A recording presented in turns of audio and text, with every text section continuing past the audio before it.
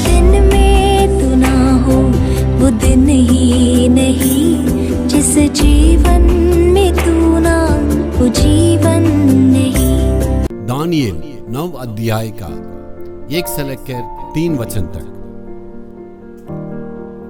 मादी शैरिश का पुत्र धारा जो कसतियों के देश पर राजा ठहराया गया था, उसके राज्य के पहले वर्ष में मुझे दानियेल ने शास्त्र के द्वारा समझा लिया कि यरूशलेम की उजड़ी हुई दशा यहोवा के उस वचन के अनुसार जो यिर्मयाह नबी के पास पहुंचा था, कुछ वर्षों के बीतने पर अर्थात 70 वर्ष के बाद पूरी हो जाएगी।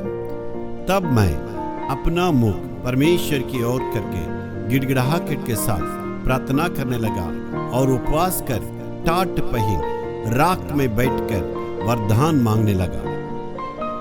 इस्राएलियां आजादी पाए हैं, 70 साल के बाद वे अपने देश लौटे। इसका पूरा कारण है दानियेल की प्रार्थना। उनकी प्रभावशाली प्रार्थना के द्वारा उन्होंने वहां पर आजादी पाई थी। आप देख रहे हैं यिर्मयाह नबी के पुस्तक 25वां अध्याय में लिखा है, इस्राएलियां जब पाप किए हैं वे 70 साल बाबुल देश में गुलाम में रहेंगे।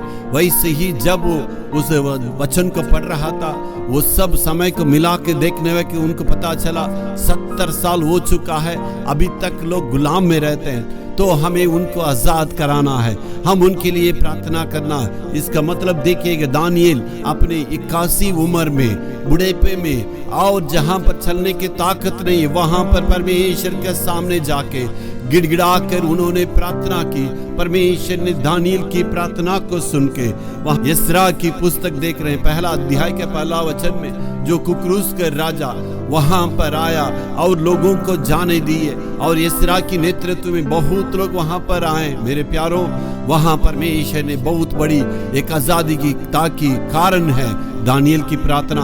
आज आपका जीवन में किसका बंधन में है, आप उसको जानना है। आपका बंधन क्या है? पाप का बंधन में, श्राप का बंधन में, गुलाम का बंधन में, बीमारी का बंधन में, जादू टोना का बंधन में, किसी मनुष्य के आप गुलाम हो गए, किसी बीमारी का गुलाम हो गए, शैतान का श्राप का कार्य के चलते आप गुलाम हो गए। आपका जीवन में आशीष नहीं है, आपका जीवन में कोई बढ़ोतरी नहीं है। आज परमेश्वर कहता है आजादी का दिन है, आज छुटकारा का दिन है, आज बीमारी से चंगाई पाने का दिन है, आज उधारी से वहां निकल के आशीष से भरने के दिन है। प्रभु के पास प्रार्थना करने के द्वारा आप जरूर आशीषों को पाएंगे।